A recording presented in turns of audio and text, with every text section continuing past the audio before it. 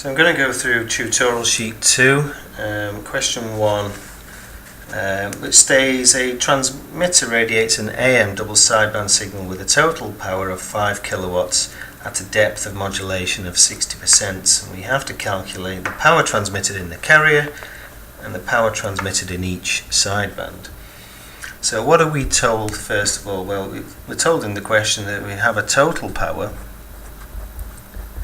PT, that's equal to 5 kilowatts. But that's only when the modulation index, M, is equal to 60%, or 0.6. So for that situation, when M is 0.6, we have a total power of 5 kilowatts. So question A asks us, what is the power in the carrier?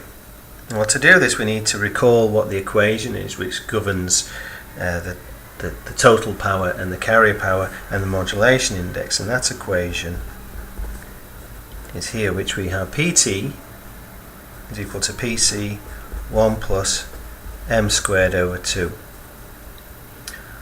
So what the question is asking is, what is the power in the carrier, which is PC. So we just rearrange this equation to give us PT over 1 plus M squared over 2.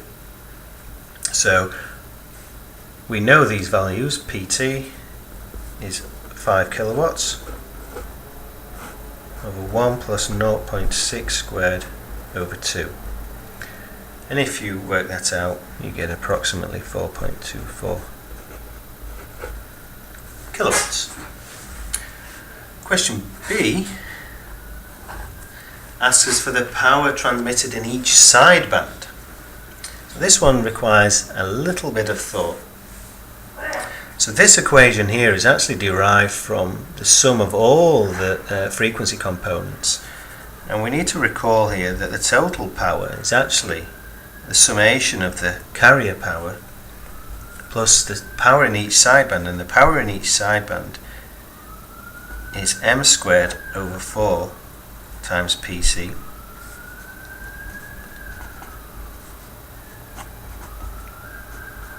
So we've got our carrier power and each sideband. So to work out the power in each sideband, we simply use that equation there. So the power is equal to M squared over 4 times PC. We know what PC is already because we've already calculated that. It's 4.24 kilowatts. We know what M is 0.6.